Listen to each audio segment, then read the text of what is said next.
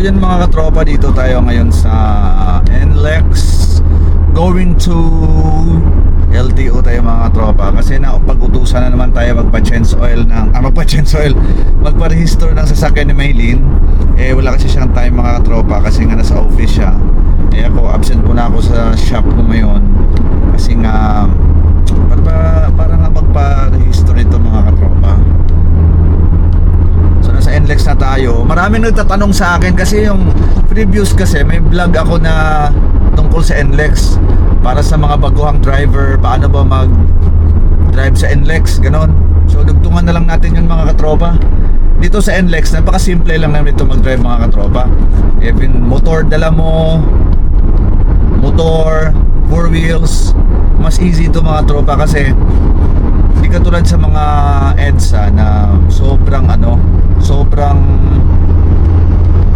traffic. Ito kasi dire-diretso lang naman, kaya pwede kang makasingit-singit.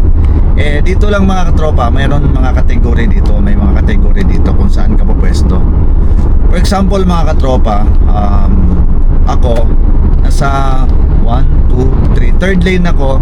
So pwede kang dire-diretso ka lang dito mga katropa, hindi ka overtake ganon, kasi nasa third lane ka. So dire-diretso lang, pwede kang dire-diretso lang ang takbo mo dito mga katropa. Pero pag wala ka sa third lane, ito mga katropa, nasa third lane ako, papakita ko sa inyo mga katropa. Galing sa gilid, 1, 2, 3, third lane, no? So ito yung tsura niya mga katropa. So hindi ko lang sure kung kita. Nasa third lane ako. Ayan. Once nalilipat ako mga katropa dito sa 1, 2, 3, 4, fourth lane, nabubulol na naman ako tropa, overtake ako niyan. Kailangan natin overtake.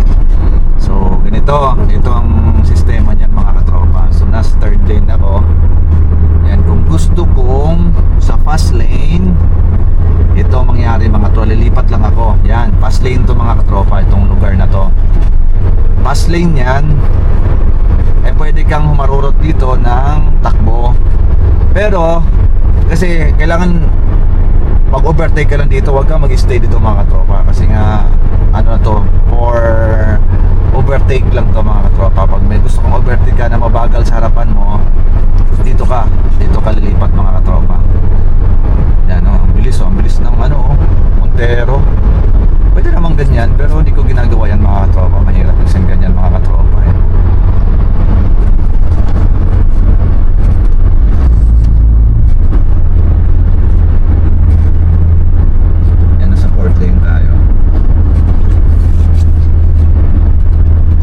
tayo ngayon dito sa overtake siya ng sa Victory, itong na yan, yung fan na yan mga katropa. So lipat tayo dito sa third lane, kasi diretso lang matakbo natin mga katropa. Yan, nasa third lane ako ulit mga katropa, kasi gusto ko diretso lang ako. Pag gusto nyo naman mga katropa na natatakot kayo na mabilis ang takbo nyo, dito ka sa first lane, sa may kanan. Diyan ka sa may kanan mga katropa. Diyan yung mabagal na lane mga katropa. Mabagal na lane yan dito sa kanan. Kaya pag nandyan ka, pwede kang medyo mabagal-bagal lang dyan mga katropa. So ganun lang mga katropa. So dinugtugtungan ko lang yung mga nagtatanong, kasi may mga nagko-comment dun sa vlog ko na paano daw yung mga bagong nagda-drive ganon. Kaya yun mga katropa. So let's go. Nasa na tayo, papalabas natin ng Bukawi. Nagpasama ko ng Bukawi. Lagpas na nga pala.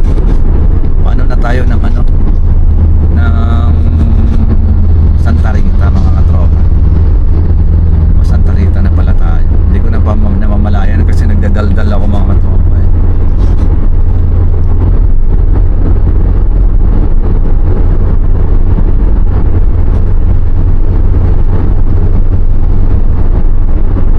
So ang takbo natin ngayon mga katropa,